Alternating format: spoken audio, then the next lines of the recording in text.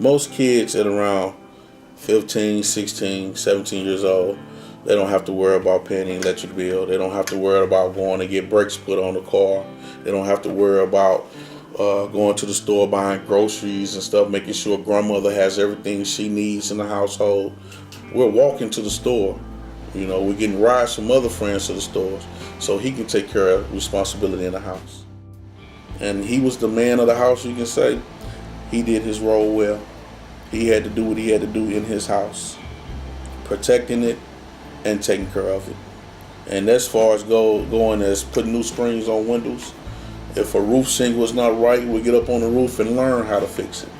We learned a lot. Learned a lot with John. I mean, honestly, the one person that's family orientated was a big deal with them because they all stayed together. And everybody stayed in the house. The mom was there, the grandmother was there for a while. Dave was there, he was there, Carmen was there, and the kids were there. So everybody was in one house.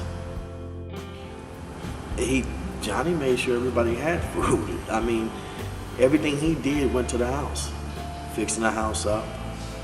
Everybody, his mom worked and John worked, and every night, matter of fact, Dave worked for me. So he made sure everything worked. He always did. I had a mother and a father. They were always together. I couldn't do certain things. I was expected to do things. It's different. Johnny was more of it was his mom and it was everybody else, and he was a provider. It was different for me. My father just pushed me to be the best I could be.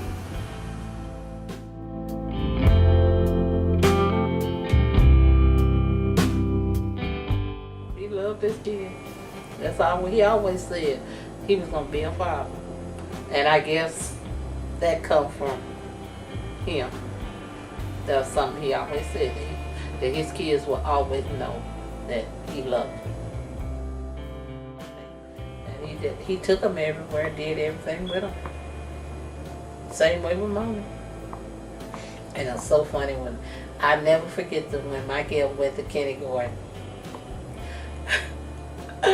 And the bus come to pick him up, then we went to U City there on Liberty. We all took him to the bus stop. And he went to the bus stop. He was so embarrassing. He said, and the man said, all these young people.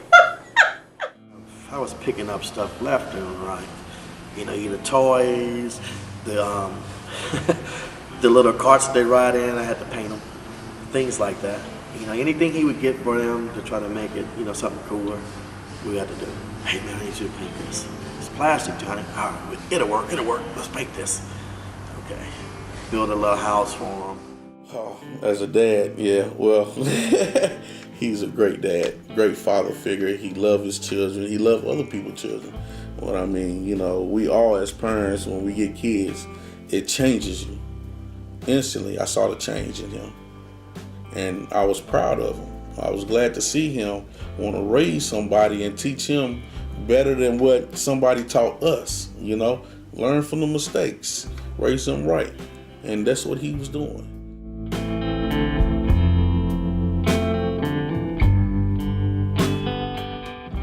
The things that he's able to do for his family from prison, assisting his daughter after the birth of, his first grandchild through her, from prison, things that fathers on the street aren't even able to do, for their children.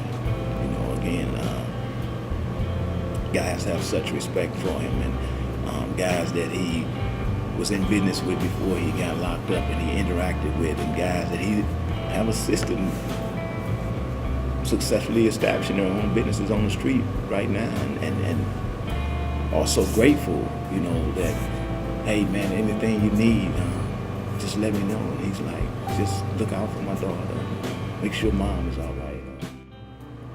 They turn to him and ask his advice before they make any major decisions, and they listen to him.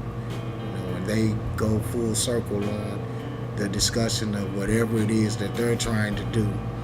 They seek his approval, and they definitely seek his input. From his daughter getting pregnant, possibly going back to school. I just little things, the car, the house, they asked his opinion.